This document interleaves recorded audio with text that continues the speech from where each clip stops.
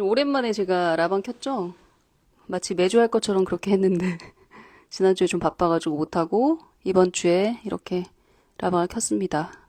출근하는 월요일이라서 이렇게 라방을 켰고요. 여러분들 주말 동안 잘 지내셨나요? 지난주 금요일부터 거의 축제 분위기여가지고 다들 약간 그 흥분이 가라앉지 않은 상태에서 어, 월요일을 맞이했던 것 같아요. 저도 주말 내내 우리나라에서 노벨 문학상 수상자가 나오다니 한강 작가님에 대한 다큐멘터리나 그런 인터뷰 영상 굉장히 많이 봤고요. 제가 태어나서 단 한 번도 책 읽는 걸 본 적이 없는 저희 남편까지도 관심을 갖더라고요. 전 국민이 관심을 갖게 되는 그런 약간 기적 같은 그런 일이 벌어진 것 같아요. 너무 감동이죠. 저도 약간 그 흥분이 가라앉지 않아가지고 내내 생각이 꼬리에 꼬리를 물고 그렇게 이어지더라고요. 예.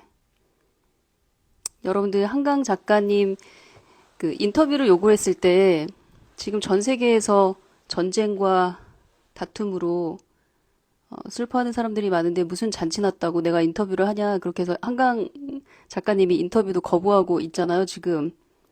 그렇죠? 그래서 한승원 작가님, 한강님의 아버님이 인터뷰를 대신 하시고 말도 되게 아껴서 하시더라고요. 역시 그 작가분이라. 그런 걸 보면서 저는 되게 많은 생각들이 오가더라고요. 네. 비현실적인 기분이죠. 여한이 없습니다.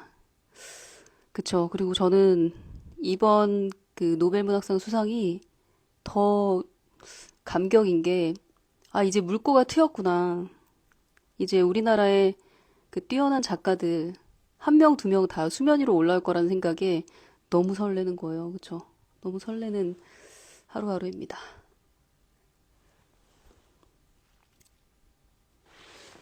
네, 그래서 오늘 저는 그래도 매번 라방 할 때마다 제가 주제를 정하잖아요. 사실 오늘 라방할 계획은 없었는데, 저희 달마고치 고학년 방에 한 엄마가 이제 아이랑 같이 있었던 일 뭐 인증샷 같은 걸 올려요. 한 오전 10시 전부터, 오전 10시 전까지, 단톡방이 닫히기 전까지 이런저런 이제 인증샷을 올리는데, 아이랑 나눴던 대화를 올려도 되고, 뭐 아이가 읽고 있는 원서 청독하는 모습을 인증해도 되고, 뭐 아이랑 운동을 하면 뭐 등산하는 모습을 인증샷으로 올려도 되고, 아이가 영어 영상물 보는 장면을 인증샷으로 올려도 되는데, 이제 마주 이야기도 많이 올라와요. 그러니까 아이랑 같이 나눴던 대화들 이야기. 그래서 그 대화를 읽는데, 그, 그 엄마와 딸의 대화를 보면서 아침에 너무 급해서 급하게 제가 답변을 달았는데, 그렇게 짧게 답변을 달기에는 너무 복잡하고 굉장히 복합적인 그런 이야기라서 아예 그냥 라방을 켜고 이야기를 나누자 하는 생각을 했습니다. 어떤 내용이었냐면 흔히 볼 수 있는 그런 에피소드예요. 한번 들어보세요. 오늘의 주제를 잡은 이유예요. 초등학교 4학년 여자아이 같아요. 제가 알기로는 여자아이인데 그 단원 평가를 앞두고 있나 봐요. 그래서 엄마가 아이가 이제 단원 평가 앞두고 보통 중간고사, 기말고사, 뭐 단원평가, 뭐 받아쓰기, 뭐 크고 작은 평가들을 앞두고 엄마들이 긴장을 하잖아요. 물론 긴장을 전혀 하지 않는 저 같은 엄마도 있겠지만 대부분의 엄마들은 긴장을 하죠. 그러니까 이왕이면 준비를 시켜서 좋은 점수를 받게 되면 아이도 이제 성취감도 누리고, 아, 준비해서 하니까 이렇게 좋은 결과가 있구나라는 그런 교훈도 얻을 수 있고, 뭐 이런저런 교육적인 이유로 엄마들이 이제 시험 보기 전에 점검을 미리 해주잖아요. 엄마가 물어보기도 하고 답을 아이가 맞춰보기도 하고. 근데 이 엄마도 이제 지극히 정상적으로 단원 평가를 본다고 하니까 이런 문제도 풀어보면 좋을 것 같은데 어때? 라고 이렇게 기분 좋게 물었대요. 그랬더니 아, 내가 알아서 한다니까. 내가 알아서 할 거야. 그래서 짜증 거 팍 냈대요. 초등학교 4학년 딸이. 이럴 경우에 여러분들은 어떤 반응이 옵니까? 신체적으로 그리고 심적으로. 내가 이제 아이 시험을 앞두고 아이가 어떤 부분을 놓치고 있는 것 같아 보니까. 그래서 요것도 한번 풀어보면 미리 풀어보면 괜찮을 것 같아. 그랬을 때 애가 내가 알아서 한다니까 짜증을 확 냈어. 여러분들 반응이 어때요? 첫 번째 반응이 어때요? 7살 남자애도 그런 말 한다. 그 말을 달고 산다. 그 아이, 우리가 이제 첫 번째 드는 생각이 사춘기인가? 예전에는 이런 일로 이렇게 짜증을 안 내던 애가 갑자기 왜 이렇게 짜증을 내지? 눈물 날 것 같아요. 난 좋은 마음으로 그것도 조심조심 맘 상하지 않게 그렇게 꺼낸 말인데 애가 그렇게 짜증을 내면 완전 민망하면서 눈물이 날 것 같다. 이러면 안 되는데. 움찔할 것 같다. 음, 움찔. 이놈의 새끼가 이렇게 얘기할 것 같다. 일단 후퇴. 이 아이가 이런 말을 했을 때 엄마의 리액션을 보면, 이 엄마의 내공이 좀 드러나죠. 아, 같이 화냈어요? 이게 지금 누구한테 화를 내? 너 도움 되러 간 말인데, 그러면서, 7살 딸한테 그런 말 들었어요. 서운하더라고요. 속상하고, 일단 후퇴를 할 것 같다. 아침이라 최대한 참아본다. 기분 좋게 학교 가라고. 일단 내버려 둘 것 같다. 그리고 나서 시험을 한번 망쳐봐야, 거봐, 엄마가 하라 그랬지. 왔구나 싶을 것 같다. 그렇게까지 화낼 일은 아니잖아 하고 쏘아붙일 것 같다. 왜 짜증이 나는지 물어볼 것 같다. 초등학교 1학년 2학기가 되니까 1학기 때랑 또 반응이 다르다. 부모한테 애가 소리치면 짜증내면 화나더라고요.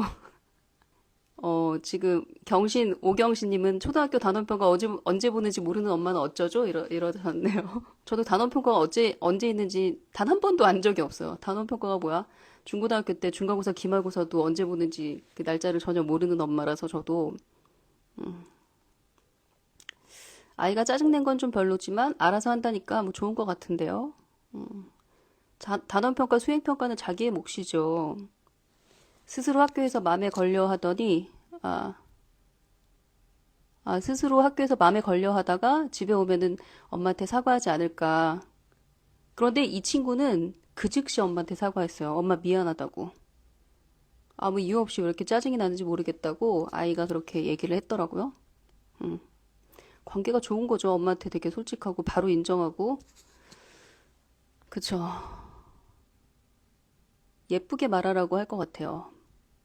말투가 그게 뭐야? 예쁘게 말해. 엄마가 너 잘 되라고 하는 소린데 이렇게 얘기할 것 같다. 자, 그렇게 대답하면 우리가 생각하는 그냥 뻔한 어른. 그러니까 여러분들이 항상 아이한테 리액션을 할 때 가능한 한 뻔하지 않게 하는 게 좋은 것 같아요. 가능한 한 뻔하지 않게. 저라면 어떻게 했을 것 같아요? 내가 알아서 한다니까? 이러면은. 우선 저는 단원표가 있는지도 몰랐을 거예요. 그리고 두 번째, 아이한테, 너 보니까 이런 문제만 풀고 있는데 이런 문제 놓치고 있는 것 같아. 그러니까 이런 문제 풀어봐 라는 말도 하지 않아요. 왜냐면은 그 단원평가 준비를 철저하게 아이한테 맡기기 때문에. 그러니까 저희 집에서는 일어날 수 없는 일이에요. 우선 그렇고. 그런데 제가 이 에피소드를 들으니까 그 생각이 났어요. 제가 단톡방에도 답변을 달았지만, 진짜 최상위권의 아이들 있잖아요. 그러니까 최고의 학력, 최고의 학력 수준을 자랑하는 그런 아이들의 공통점, 뭐 그런 거 연구하는 분들이 많잖아요. 교육 관련된, 뭐, 학자들도 그렇고, 인플루언서도 그렇고. 근데 그 아이들의 공통점 중에 하나가 부모님이 중고등학교 때 중간고사, 기말고사 시험이 언제인지 잘 몰라요. 그게 첫 번째였고, 또 하나는 당연히 중고등학교 아이들, 시험 범위가 어디인지 몰라요. 지금 중고등학교 얘기하고 있는 거예요. 그러니까 초등학교 4학년 단원평가는 말할 것도 없죠. 초등학교 4학년 단원평가를 보는 걸 엄마가 안다? 그리고 그걸 대비해서 준비를 시킨다? 그러면 이미 자기주도적인 학습에서 많이 벗어난 거예요. 그래서 거기에서 벌써 저는 약간 경고음을 날려야 된다고 생각을 하고, 그 말은 곧 뭐냐면 엄마가 아주 사소한 단어 평가, 사소한 평가에도 예민하다는 거거든요. 민감하고. 그게 많은 걸 시사해요. 그럼 단어 평가뿐만일까요? 사사건건 아주 아주 사소한 거에도 다 굉장히 긴장하는 엄마란 뜻이에요. 근데 이게 아이한테 안 좋더라고요.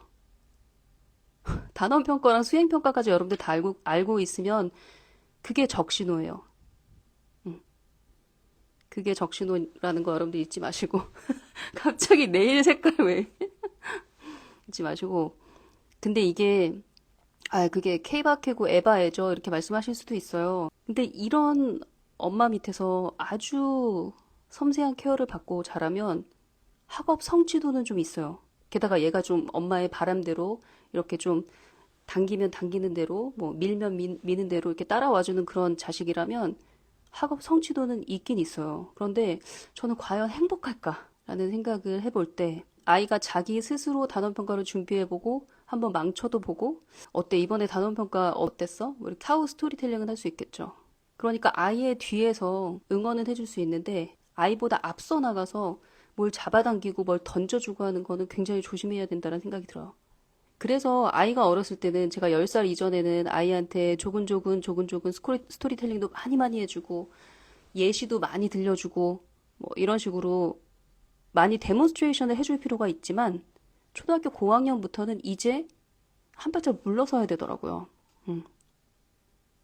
망쳐도 타격감 없는 아이는 어쩌나요? 근데 망쳐도 타격감이 없기 때문에 있는 장점도 굉장히 많잖아요, 사실. 그거만 바라보고 우쭈쭈 하셔야죠. 주제가 뭐냐고요? 그래서 주제가 뭐냐면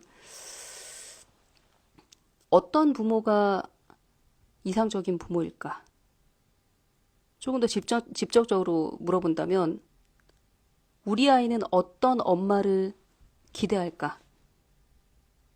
그것도 공감이 안 되면 나는 어떤 친정 엄마를 기대하고 있었나? 나는 어떤 엄마가 끔찍했나? 그걸 한번 생각을 해보시면 좋을 것 같아요. 둘 다 알아서 한다고 해서 두고 있다. 어렵다. 어렵다. 우선 엄마가 많이 개입을 하면 당장은 성취가 좀 있으니까 아무래도 개입을 하고 싶겠죠. 초등학교 1, 2학년 저학년 때도 알아서 혼자 하도록 냅둬야 되나요? 아니죠. 이때는 아직 습관이 형성되지 않은 상태니까 엄마가 잘 케어해 주셔야죠. 우리 어렸을 때를 생각해 보면 좋아요. 아이들이 뭐도 모르고 아무것도 모르는 어리버리한 그 초등학교 1, 2, 3학년 때는 엄마가 적어도 습관은 잡아줘야 되잖아요. 가장 중요한 습관 중에 하나가 뭐겠어요? 학교에서 선생님이 내주는 숙제는 반드시 해간다. 그리고 수업 시간에 초집중해서 듣는다. 그런 거. 그리고 숙제를 미리 해놓으면 개운하다. 그리고 수업 시간에 집중해서 들으니까 공부를 죽어라 안 해도 시험을 잘 본다. 이런 성취 경험. 이런 것들, 그러니까 습관을 형성하고 성취를 경험하는 걸 초등학교 3학년 이전에는 엄마가 좀 신경을 많이 쓰셔야 되죠. 근데 제가 왜 초등학교 3학년을 기준으로 두냐면 초등학교 4학년 정도 되면 이제 아이들이 자기 생각이 있고 이미 굳어진 어떤 관습들이 있어요. 그래서 그때 뜯어고치려고 하면 생각보다 잘 안 되기 때문에 오히려 대화를 많이 하셔야지 그것도 공감이 갈 만한 대화를 많이 그러니까 열린 대화. 아이가 무슨 엉뚱한 소리를 해도 다, 그렇게 생각할 수도 있겠구나. 이렇게 받아들여 줄 수 있는 그런 마음을 가지고 대화에 임하는 게 굉장히 중요하죠. 우리 아이는 어떤 엄마를 기대하고 있을까? 이게 참 어려운 게 나는 나라는 엄마 한 명인데 우리 아이가 원하는 엄마는 큰애는 이런 엄마를 원하고 작은 아이는 이런 엄마를 원하고 그러더라고요. 숙제가 없어요? 학교 숙제가? 그럼 엄마가 숙제를 내주셔야죠. 기본적으로 날마다 읽는 책은 있어야 되고 그리고 초등학교 한 4학년, 5학년 정도 되면 이제 글쓰기를 통해서 자기 생각을 글로 정리해보는 그런 시간을 갖는 거, 그런 습관을 갖는 게 되게 중요하니까 자가 숙제 내주셔야죠. 자가 숙제. 엄마가. 여기 릴리님은 숙제 알아서 하고 단원평가 전에 미리 스스로 공부하고 가고 단원평가 치고 와서는 틀린 부분 리뷰하는 것을 알아서 하게 했어요. 이렇게 암암리에 습관을 잘 형성해 놓은 그런 고학년 엄마들이 있다니까요. 알아서 한다더니 큰애는 마냥 행복하고 신나고 결과는 없습니다. 이것도 이제 아이랑 얘기를 해보셔야겠죠. 알아서 한다고 해서 엄마는 너한테 기회를 줬는데 결과는 없는 것 같아. 아니면 네가 너 나름의 결과가 있는데 엄마가 못 알아챈 걸까? 얘기 좀 할까? 이렇게 얘기를 꺼내셔야죠.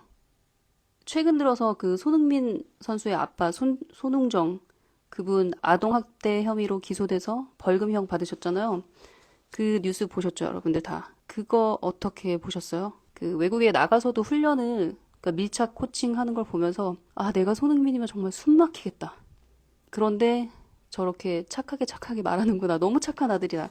이런 생각을 했었거든요. 근데 여러분들 한번 이렇게 입장을 바꿔서 생각을 해보세요. 예를 들어서 한강 작가의 아빠가 손흥정이야. 그리고 손흥민 선수의 아빠가 한승원 작가님이야. 그러면 어떤 일이 벌어졌을 것 같아요? 그런데 예체능의 경우는 다르다. 예술이나 문학과는 다르다. 예체능에서는 저 정도로 강도 높게 엄격하게 훈련을 하지 않으면 저 정도의 스킬과 스타성을 갖추기 어렵다. 이렇게 말을 하죠. 훈련 쪽은 모르겠는데 그 외에 엄청 따뜻하게 대해주시고 그랬던 것 같아요. 근데 훈련 자체에서 아이한테 폭언을 쓰거나 폭행을 하거나 그거 허용되세요? 여러분? 그쵸? 예체능 피아노도 그렇죠. 가둬놓고 아이 피아노 연습시킨 그런 엄마들도 굉장히 많잖아요. 근데 그게 그래도 그 정도 가둬놓고 강압적으로 엄격하게 훈련을 해야 그 정도 피아니스트가 되지. 그 정도 축구 선수가 되지. 그러면서 여러분들 나 몰라라 하실 수 있으세요? 그래서 그 사람이 세계적인 스타가 되고 세계적인 스킬을 가진 사람이 돼서 돈과 명예를 벌었다고 쳐요. 행복할까요? 돈을 수억을 줘도 저는 그런 행복 거부할래요. 그럼 너무 잔인한 거예요. 근데 되게 웃기죠?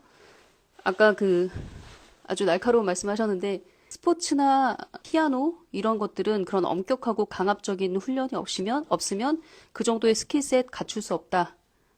그거랑 비슷한 논리로 요즘 시대가 어느 시대인데 아이한테 이렇게 설렁설렁 공부하라고 해서 애가 제대로 대학이나 갈 수 있을 것 같아요? 가둬놓고 공부시켜야죠. 이러는 거랑 뭐가 달라요?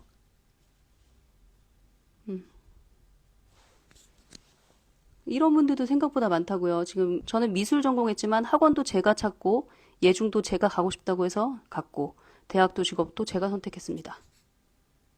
이런 사람도 많아요. 더 많을걸요? 그리고 또 계속 행복해. 내가 글 쓰면서 행복해. 그림 그리면서 행복해. 피아노 치면서 행복해. 내가 물론 조수미는 아니지만 노래 부르면서 행복해. 이게 훨씬 난 거 아니에요? 그래서 저는 한강 작가가 이렇게 뛰어난 작가가 될 수 있었던 건 항상 뒤에서 한 발짝 물러서서 응원해준. 하지만 아빠도 자기 취미가 너무 확실해. 항상 글을 쓰시는 분이야. 이렇게 묵묵히 아 우리 딸 너무 장하다. 응. 네가 이렇게 나이 40이 넘고 50이 넘어서 내가 이렇게 꽃필 줄 알았다. 그렇게 뒤에 있는 부모가 진짜 자식에게 필요한 부모가 아닐까요? 그렇죠? 반드시 세계 최고 뭐 1등이 되어야 행복한 삶은 아닌 것 같다. 엄마표도 그렇죠. 대학 보내려고, 그쵸, 명문대 보내려고, 점수 따려고 아이 키우는 거 아니잖아요? 아, 우리나라가 강압적이죠. 스포츠가 아직도 여전히 그렇죠. 저는 그렇게 강압적인 레스너들, 강압적인 스포츠 감독들 다 물갈이해야 된다고 생각해요. 엄마들이 들고 일어나야 돼요. 아무리 훈련도 좋고 스킬업도 좋지만 폭언 속에 우리 아이를 노출시키면서 그곳에 몸담고 있게 하는 거는 이거는 엄마가 우선 차단해야 될 환경이고 예체능계에 있는 코치들, 선생님들도 좀 정신 좀 차려야 돼요. 내가 그런 대접받았다고 내가 그렇게 비인도적으로, 비인간적으로 취급당하면서 그 폭행과 폭언을 견뎠다고 그걸 고스란히 그 어린아이들한테 쏟아내면 안 되죠. 그래서 그런 학원은 문 닫아야 되고요. 그런 코치는 잘려야 돼요. 아, 갑자기 뜬금없지만 웩슬러 검사는 어떻게 생각하시나요? 뭐 어떻게 생각했어요, 내가? 그 검사 따위가 우리 아이의 지능을 결정지고 점수화한다고? 저는 안 믿어요. 저는 중간고사, 기말고사도 그 점수도 그 등수도 객관적이라고 생각 안 하는 사람인데요. 그런 검사들을 저는 다 거부해요. 오경신님, 전국 야구대회에 가서 각 팀별 감독님들이 아이들을 대하는 행동을 보면서 심지어 부모님도 옆에 있는데 깜짝깜짝 놀랄 때가 많다. 그런 감독들 다 잘려야 돼요. 학부모들이 들고 일어나야 돼요. 다 경질돼야 돼요. 그런 감독들. 실력이 아무리 좋으면 뭐해. 감독 자체가 인간이 아닌데 들고 일어나셔야 돼요, 어머님들이.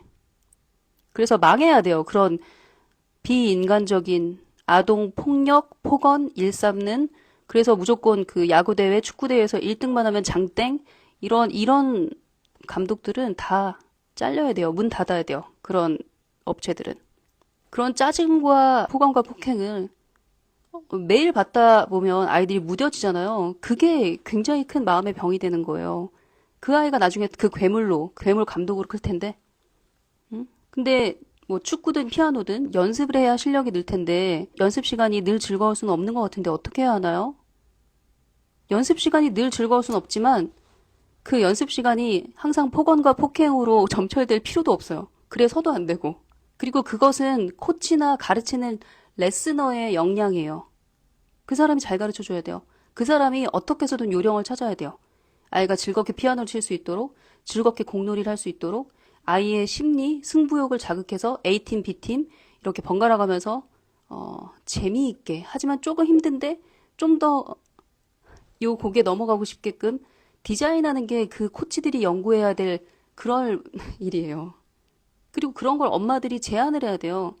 선생님, 저희 아이 진짜 저 본격적으로 피아노 시키고 싶다고. 축구 저는 그냥 슬렁슬렁 배우는 거 원하지 않는다고.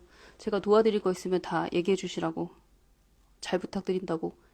그런 선생님께 그런 부탁과 기대를 자꾸 심어주고 저희가 지켜보고 있으니까 힘내시고 잘 좀 돌봐달라고. 어려운 거 있으면 저한테 얘기 좀 해달라고. 저희 아이가 혹시 말을 안 듣거나 훈련을 게을리하면 제가 아이랑 스토리텔링 잘할 테니까 다 얘기해 주세요. 삼박자. 엄마랑 아이랑 삼박자가 돼서 그렇게 해야죠. 엄마랑 아이랑 선생님이. 라라월드님, 야구의 경우 우리나라는 어린 투수에게 강도 높게 던지는 훈련을 시키고 경기에서도 그런 스킬을 요구하지만 외국에서는 성장기 어린이에게는 신체 보호가 우선이기 때문에 기초 체력에 더 신경을 쓴다고 들었어요. 마찬가지예요. 이게 비단 스포츠에만 해당되는 일이 아니라 피아노도 그래요. 피아노가 원장 선생님이 얘 보니까 재능이 있어. 피아노 콩쿨만 나갔다 하면은 그냥 대상 탈 것 같아. 더군다나 어린아이 중에 집중적으로 연습을 하는 그런 소질의 아이는 많지 않으니까 그런 보물 같은 애를 붙잡으면 맨날 콩쿨 돌리는 거야. 같은 곡으로. 뒤돌아보니까 1년 내내 한 곡을 치고 있었어. 그런 아이들은 독보력이 절대 안 길러지거든요. 그게 기초 체력인데 악보를 읽고 그걸 손가락으로 연주하는 능력. 그런 독보력, 안보력이 그냥 뿌리도 내리기 전에 없어지는 거예요. 맨날 외워서 콩쿨만 나가던 초등학교 저학년 아이들은.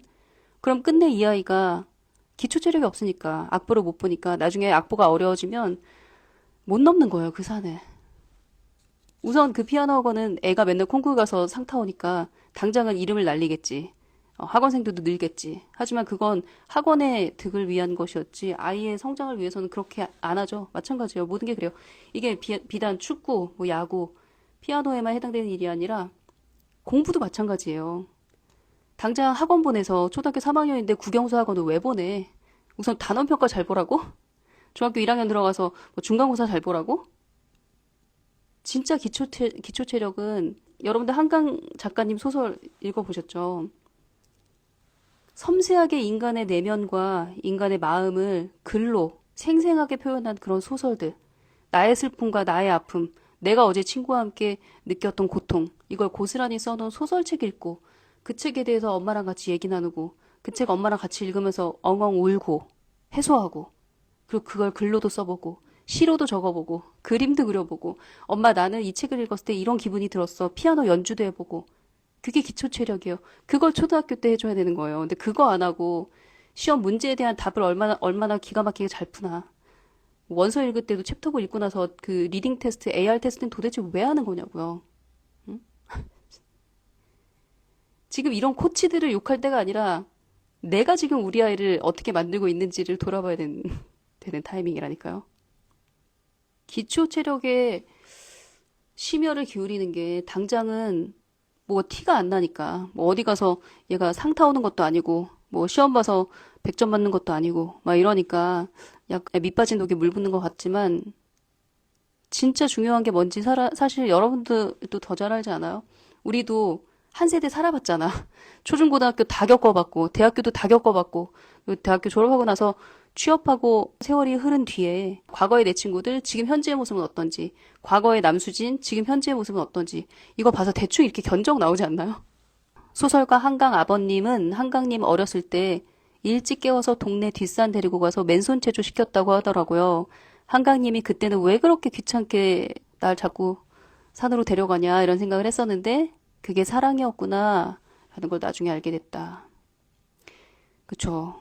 아이들의 기초 체력은 그야말로 체력, 몸의 체력, 그리고 마음의 근육. 마음의 근육은 이제 책을 통해서, 글쓰기를 통해서, 사색을 통해서, 공상을 통해서, 그리고 어른들과의 스토리텔링을 통해서 자라는 거겠죠. 공상국가 선수들은 메달을 따고도 웃질 않더라고요. 금메달이 아니라서요. 그 모습이 행복해 보이지 않았다. 사실 올림픽을 출전하는 것 자체가 그 집안의 경사고 그 나라의 경사 아니겠어요? 그쵸? 코니월드님이 너무 날카로운 얘기 해주셨네요. 그런 코치들이 나오는 이유가, 그리고 그런 코치들이 돈 잘 벌고 잘 살고 있는 이유가 엄마들이 그런 코치를 바랬기 때문에 그랬을 수도 있죠. 그쵸? 이게 너무 정확한 얘기다. 엄마들의 수준이 그 스포츠 코치의 수준인 거예요. 엄마들의 수준이 그 나라 사교육 원장님의 수준인 거예요. 엄마들이 수준 높으면 절대로 그런 인격적인 모욕을 하거나 폭언을 하는 감독 밑에 우리 아이를 두지 않아요. 그런 감독들 다 보이콧해서 세상에서 매장되게 해요. 엄마들이 똑똑하면, 의식이 깨어있으면 영어 유치원 안 보내요. 6살, 7살 아이한테 파닉스 수업만 맨날 문제집 풀리게 하는 그런 학원 안 보내요. 그런데 그런 학원들이 계속 늘어나고 있다?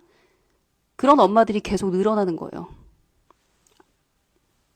달님 혹시 첫째 아드님 예중 나오셨나요? 저는 미술학원 원장인데 예중 문의 들어오면 마음이 좀 어려운 게 4학년부터 과열된 예중 준비하는 게 아이 인생과 맞는지, 그리고 아이가 그 정도로 할 열정은 없어 보여서 참 난감하다. 저희 아이는 일반 중학교 나왔어요. 그리고 당연히 일반 고등학교 갈 줄 알았는데 중3 때 갑자기 자기 피아노 전공하고 싶다고 예고를 준비한 케이스예요. 중3 7월부터 4개월. 근데 그전에도 늘 피아노를 치긴 쳤었죠. 근데 저도 너무 어린 나이에 그 인생이 딱 고정되는 거잖아요. 그건 좀 아닌 것 같아요. 더군다나 미술은 더 그렇지 않아요? 미술은 나중에 대학 가서도 그림 그리고 싶으면 그리고 그러잖아요. 정말 자기 열정이 있는 곳이라면. 그죠? 우리 시대에 겪었던 그런 무식한 교육이 20년이 지난 지금도 똑같이 반복되고 있다는 현실이 정말 놀랍지 않아요? 놀라운 것 같아요. 당장 눈앞에 결과가 안 나오면 막 미치는 거야, 엄마들이. 당장 내가 영어를 1년 동안 들려줬으면 당장 영어책을 읽어야 되는 거야. 그걸 못 참는 거야. 우리가 1년 동안 러시아 만화 봤다고 해서 1년 후에 러시아 소설책을 줄줄 읽을 수 있으세요? 진짜. 정신 좀 차리자, 우리. 그놈의 아웃풋 때문에 아이들이 기초 체력을 키울 새가 없어요.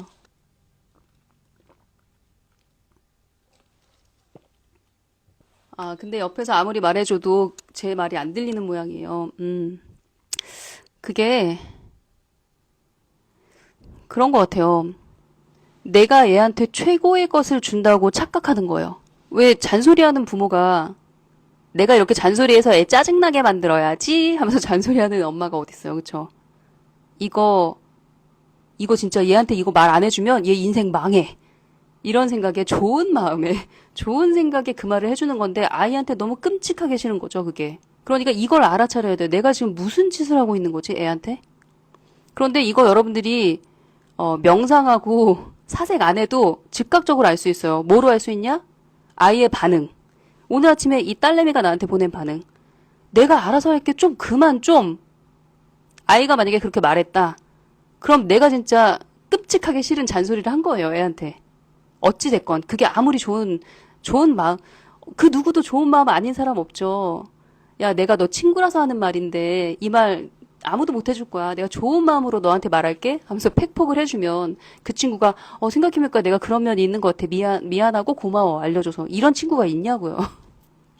물어보면 대답하세요. 물어보면. 근데 이게 왜 잔소리를 못 참는 거냐면, 엄마가 너무 한가해서 그래. 엄마 일로 바빠야 돼. 내가 요리에 꽂혔으면 요리에 바빠야 되고, 내가 그림에 꽂혔으면 그림에 바빠야 되고, 뭐 소설책에 빠졌으면 차라리 넷플릭스에 빠져서 드라마를 보시든가. 이제 초등학교 고학년 정도 되면은 아이 뒷공문이 따라다니면서 오늘 단원평가 시험 범위가 여기인데 얘 이건 살폈나? 이거 진짜 최악이에요. 하지 마세요, 그런 거. 내 친정 엄마가 나 따라다니면서 그렇게 한다고 생각해 보세요. 내 시어머니가 나 따라다니면서 김치 절임 배추를 할 거니 뭐로 할 거니 준비는 미리 하고 있니? 배추는 어디서 주문할 건데 따라다니면서 그렇게 잔소리한다고 생각해 보세요. 너무 끔찍한 거예요. 그러니 여러분들 사색할 필요 없습니다. 아이의 반응을 보면 움찔하면서 민망하셔야 돼요. 속상해서 눈물이 쏙 나올 게 아니라 아 내가 선 밟았다. 내가 선을 넘었구나. 잠깐만 그럼 다시 백해서 내가 무슨 행동을 했는지 한번 생각해보자. 그때 생각하시면 돼요. 하실 수 있겠죠. 왜냐면 우리 아이들은 계속해서 건강하게 자라고 엄마와의 관계가 좋은 아이들은 아주 솔직하게 자신의 감정까지 실어서 리액션을 하기 때문에 그걸 얘가 어디서 먹은 버르장머리야 이러지 마시고 아 뭐가 잘못됐을까. 피피님이 사실 좀 정확한 얘기를 해주신 것 같아요. 나 자신에 대한 믿음이 약하기 때문에 그리고 내가 지금까지 살아온 과정에 대한 확신이 없어서 아이한테도 늘 불안해하고 염려가 많은 것 같다.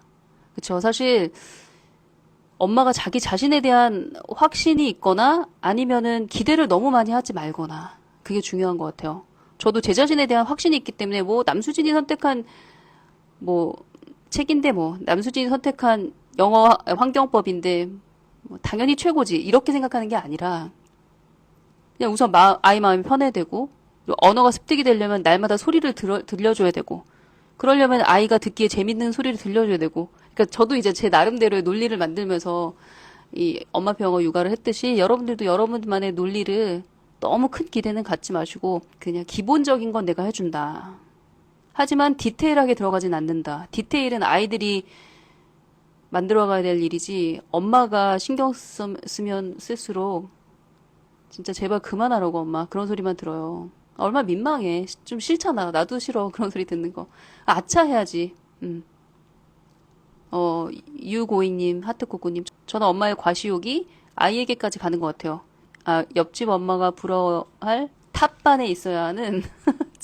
자주 잔소리하면 그냥 그 내용이 안 들어가는 것 같아요. 당연히 그렇죠. 엄마는 어떻게 하면 자기 자신에 대한 확신과 자신감이 생길까요? 아니면 내려놓을 건 내려놓고 이런 건 어떻게 생길 수 있을까?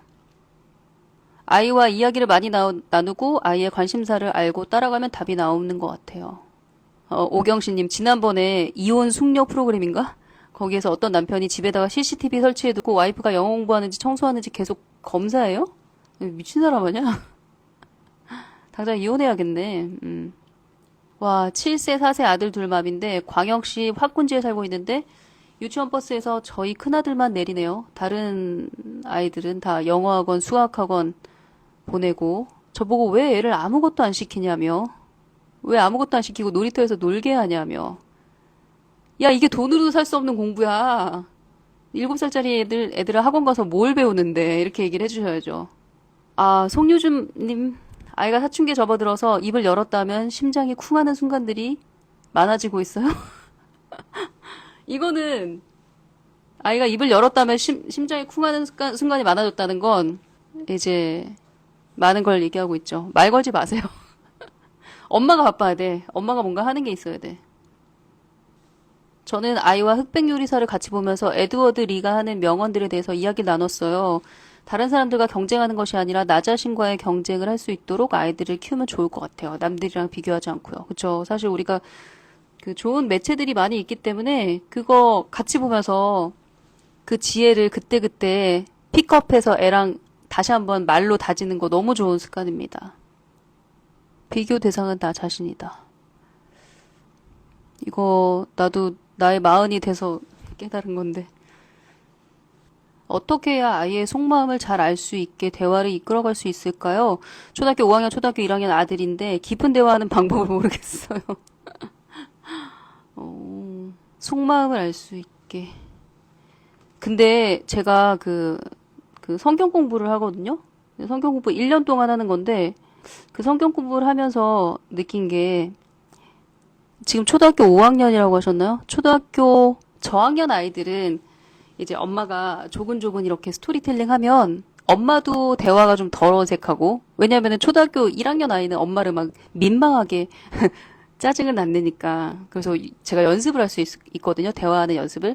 근데 초등학교 5학년 정도 되면 이제 평상시에 대화가 너무 없어서 어떻게 대화를 할지 모르겠다 그런 관계라면 오히려 어설픈 대화 시도가 아이의 짜증을 극도로 높여줄 수 있으니까 차라리 이 아이가 뭘 좋아하는지 모르겠지만 보통 초등학교 4, 5학년 때 엄청 먹거든요.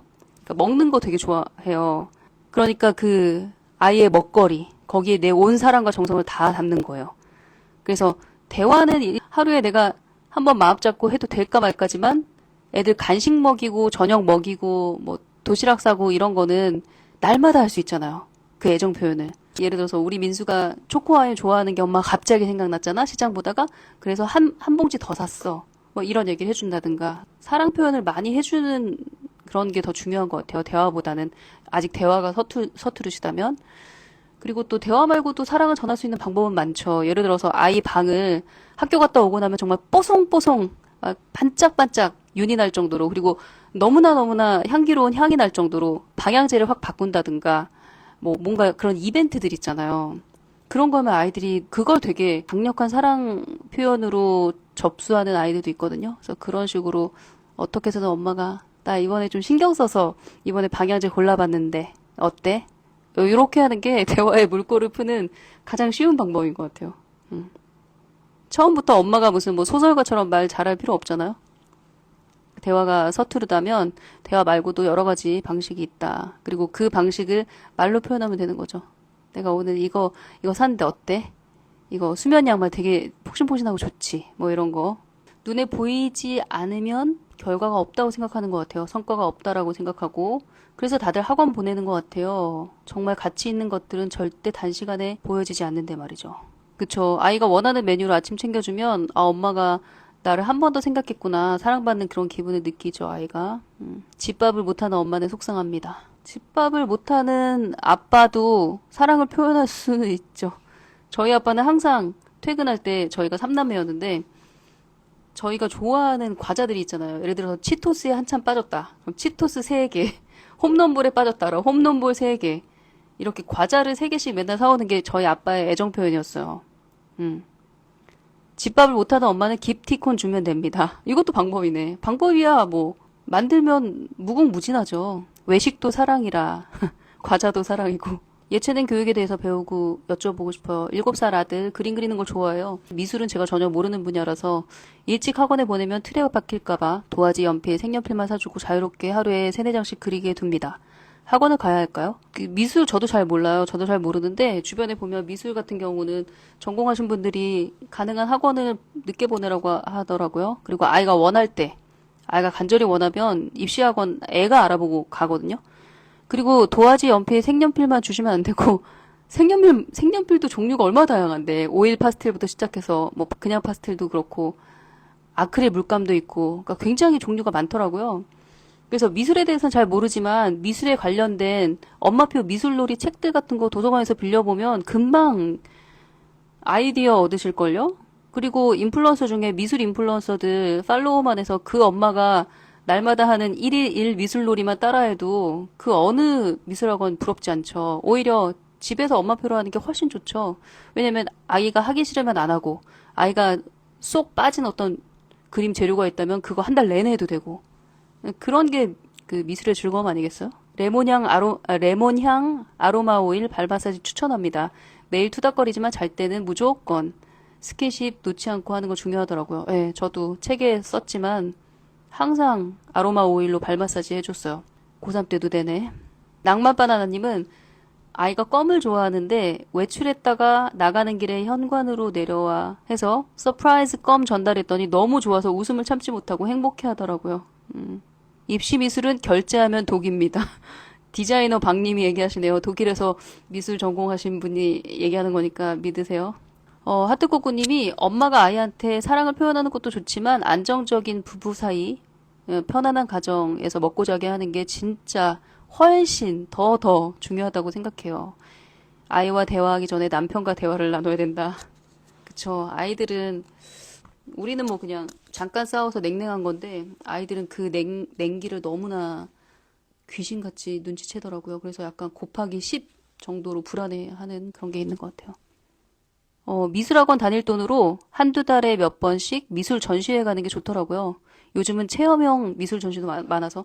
맞아요. 미술학원을 가느니 미술 전시를 가거나 체험을 하거나 그리고 제가 아는 친구는 서울대 미학과 들어간 친구인데 엄마표 영어에서 서울대 미학과 들어간 친구예요. 그 엄마가 또 지방에 사시는 분이라서 이런 전시도 자유롭게 편안하게 다닐 수 있는 그런 상황이 아니었는데 그림책을 그렇게 많이 읽어줬어요. 근데 그림책 자체가 워낙에 작품성 있는 그런 그림책들이 많으니까 그림책 자체가 미술 전시관인데 그 그림책을 보면서 그런 미술적인 감각을 또 키우더라고요. 뿐만 아니라 뭐 너무 좋은 영상물들도 많잖아요. 예술적인 어떤 감동을 끌어오는 그런 영상물들도 많은 요즘 시대라. 그럼 음악 교육은 어떻게 생각하시나요? 꼭 학원에 다녀서 배워야만 할까요? 음악 교육을 시키고 싶은데 현재는 피아노 학원 가고 싶어 하지 않아요. 피아노 학원을 가고 싶어 하는 어린이가 어딨어요? 피아노 학원 가면 어려운 악보 쳐야 되지. 피아노 연습해야 되지. 그 어려운 걸 누가 가고 싶어 해요? 아무도 가고 싶어 하지 않지. 하지만 아이가 가고 싶게끔 만드는 그런 요령을 갖추신 아주 훌륭한 음악 학원 원장 선생님들이 많아요. 그리고 그 학원에 가면 내가 너무너무 닮고 싶은 피아노를 너무너무 잘 치는 예쁜 언니들, 오빠들도 많아요.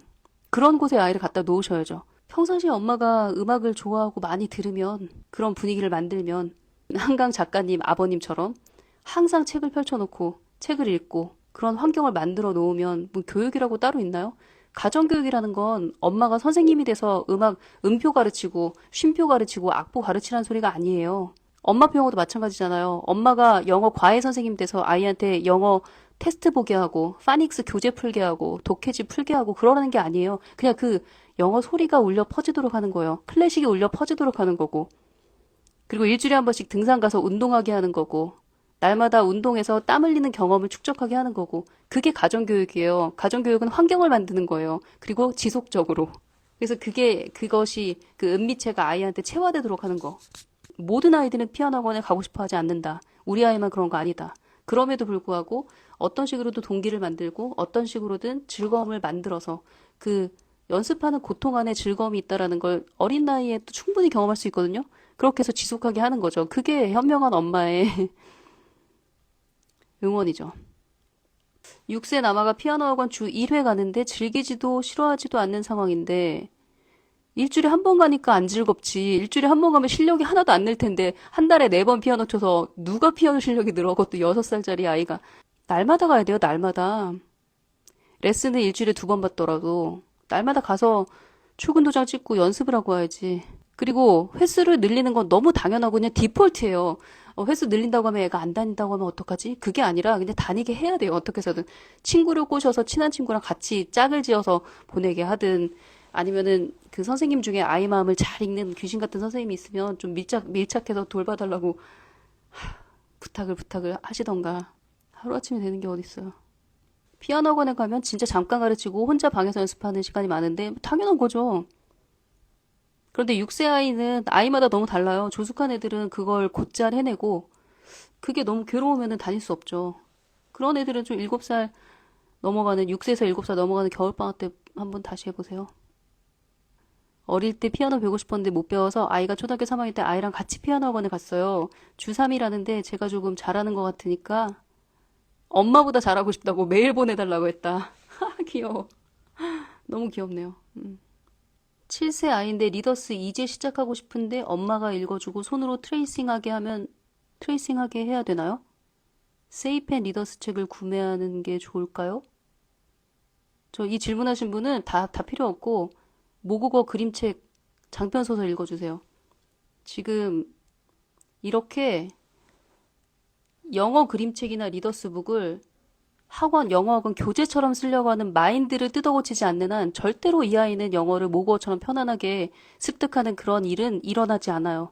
그냥 우리 때처럼 중학교 1학년 때 학원 다니면서 시험 보는 그런 영어, 죽어있는 영어만 배우게 되기 때문에 지금 이분은 시급한 게 모국어로 장편소설 읽어주고 까르르 뒤로 넘어가면서 책 읽는 즐거움부터 우선 찾으셔야 될 것 같아요. 이 피아노학원 원장 선생님 너무 귀여우시네요. 저는 피아노학원 원장입니다. 저희 아이가 초등학교 1학년 남자아이인데 피아노를 배우고 싶어 하는데 제가 가르치는 게 맞을까요? 아니면 다른 피아노 학원을 보내는 게 나을까요? 제가 레슨하면 잔소리하게 될까 봐요. 이렇게 하는 거 어때요? 내가 우리 아이를 가르치면서 돌을 닦아본다. 그거 예를 들어서 엄마표 영어를 하면 다른 모든 타인의 자식들을 진짜 넓은 마음으로 가르칠 수 있거든요. 그러니까 그 피아노 학원 원장 선생님, 내가 한 단계 업그레이드된 레슨너가 되고 싶다. 그런 욕심이 있으시면 한번 해보세요. 엄마표로 피아노. 그러면 완전 몇 단계 상승될 것 같은데. 그래요. 제가 몇 시에 시작했죠? 12시에 시작했죠. 느낌이 딱 1시간이 된 것 같아서. 그래요. 제가 주제를 우리 아이는 어떤 엄마를 꿈꿀까? 나는 어떤 엄마를 꿈꿔왔나? 저도 사실 굉장히 다양한 엄마들을 봤을 거 아니에요. 저는 또 제 직업 특성상 수백 명, 수천 명의 고민을 진짜 아주 내밀한 그 이렇게 솔직하고 적나라하고 강렬한 고민 상담을 한 사람이 있겠죠. 뭐 정신과 상담하시는 분들은 더 그렇겠지. 근데 제가 그렇게 그런 많은 엄마들과 그리고 또 제 주변에 있는 엄마들을 관찰하면서 느낀 게 뭐냐면 정답은 없다고 하지만 엄마 되매 그리고 육아에 정답은 없다고는 하지만 저는 있다고 봐요. 정답 있어요. 그게 뭐냐면 그냥 엄마는 엄마 인생을 사는 거예요. 애는 애의 인생을 사는 거고. 근데 아이가 10살 이전에는 우선 글을 못 읽잖아요. 영어도 글자를 못 읽잖아요. 그러니까 사람이 글은 읽을 수 있어야 되고 책을 읽는 즐거움은 알아서 내가 힘들고 지칠 때 책을 통해서 위로받을 수 있는 그런 몸은 만들어줘야 된다. 그리고 신앙이 있는 분들은 또 그게 넘버 원이겠죠. 내가 지치고 힘들어서 완전히 바닥에 누웠을 때 나를 일으켜 세울 수 있는 유일한 것이 신앙이라는 걸 내가 알면 그거 어떻게 해서든 우리 아이한테 만들어주잖아요. 그리고 은미체가 내 인생을 얼마나 풍요롭게 했는지를 알면 이제 그거 이제 목숨 걸고 만들어주는 거. 그게 10살 전에 부모가 해야 할 일의 전부인 것 같아요. 한강 작가의 그 아버지 한승원 님이 10살 이후까지 애 따라다니면서 단원평가 너 이거 준비 제대로 했어 이렇게 잔소리 했겠냐고요. 그냥 항상 책 읽는 뒷모습, 글 쓰는 뒷모습, 조용히 산에 가서 맨손 체조하는 거 그런 거 하셨겠죠. 그리고 아빠는 아빠의 삶을 살았겠지. 아주 치열하게. 아빠가 쓰고 싶은 글을 쓰고 엄마가 하고 싶은 도자기를 만들면서 뭐 그렇게 살았겠죠. 그게 가장 큰 사랑이다. 저는 그렇게 생각해요. 엄마가 엄마의 삶을 사는 거. 엄마가 엄마의 삶이 없으면 너무 끔찍한 일들이 많아요. 계속 아이 따라다니면서 괴롭히거든. 심지어 대학 졸업하고 직장 생활 하는데도 항상 딸이랑 붙어 있어. 이 딸이 시집을 못 가. 남자도 못 만나. 엄마가 하도 이 딸들을 붙잡고 안 놔줘서. 엄마는 제발 엄마의 인생을 사세요. 그러면 아이가 정서적으로 너무 편하네요. 우리 엄마가 나 중간고사, 기말고사 시험 범위도 다 알아. 과목별로 나한테 과외를 해줄 것처럼 저렇게 달려들어. 너무 싫지 않아요? 여러분들의 엄마가 나 학창 시절에 그렇게 했다고 생각해봐. 엄마는 엄마 삶을 사세요. 그리고 엄마의 도리인 밥을 맛있게 해준다. 따뜻한 밥을 해준다. 아이 건강 생각해서 아이가 너무 과체중인 것 같으면 스무디, 야채 스무디를 만들어준다. 그리고 운동을 꾸준히 할 수 있도록 살살 꼬신다. 이런 거 하시면 돼요. 그러면 그 어떤 엄마가 될 필요도 없어요. 뭐 이런 엄마가 옳고 저런 엄마가 그르고 이게 아니라 그냥 엄마는 엄마의 삶이 있어야 돼. 그래야 아이들한테 잔소리도 안 해요. 왜냐면 내가 만들어가는 그 삶이 너무 재밌어서 날마다 하는 운동이 너무 재밌고 나한테 항상 에너지를 줘. 날마다 읽는 이 소설책이 너무나 큰 위로가 돼. 내가 온 세상, 온 인류를 다 사랑할 수 있는 힘까지 얻어. 그런 삶을 사시면 아이는 저절로 큰다.